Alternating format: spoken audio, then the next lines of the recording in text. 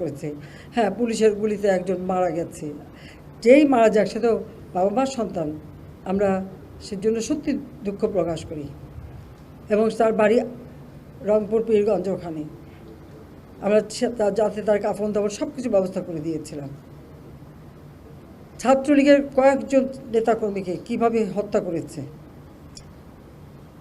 চট্টগ্রামে 6 তলার উপর থেকে ছুঁড়ে ছুঁড়ে নিচে ফেলেছে।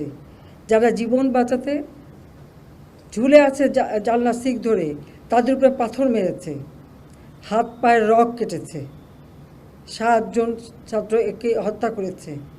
এবং এইরকম হত্যাযোগ্য আরও অনেক জায়গায়, সব বিস্তারিত বলে বোধহয় শেষ করা যাবে না। পুলিশের গাড়ি, র্যাবের গাড়ির ভিতরে র্যাবকে যেভাবে হত্যা করা। গাজীপুরে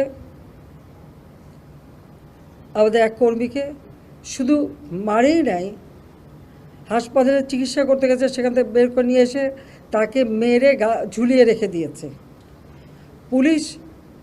সেই উত্তরা ইসলামী হাসপাতাল চিকিৎসা করতে গেছে আহত পুলিশ, তাকে হাসপাতাল থেকে টেনে বের করে রাস্তায় ফেলে তাকে সেখানে কুপিয়ে কুপিয়ে হত্যা করেছে, পুলিশকে মেরে ঝুলিয়ে রেখেছে। আমার মোটর কেডের যে পাইলট মোটর সাইকেল দিয়ে সব আসতো, সে ওই যাত্রাবাড়ির ওদিকেই থাকতো।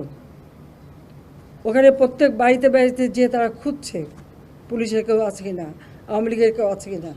ও যখন ওখান থেকে বের হয়ে আসছিল কাজে যাবে, তাকে সেখানে মেরে ফেলে রেখে দিয়েছিল। যখন এখানে আসে না, খোঁজ করে দেখে তার লাশ পড়ে আছে। এইভাবে একদিকে হত্যাকাণ্ড, একদিকে জ্বালাও পোড়াও। 2013, 2014, 2015 এই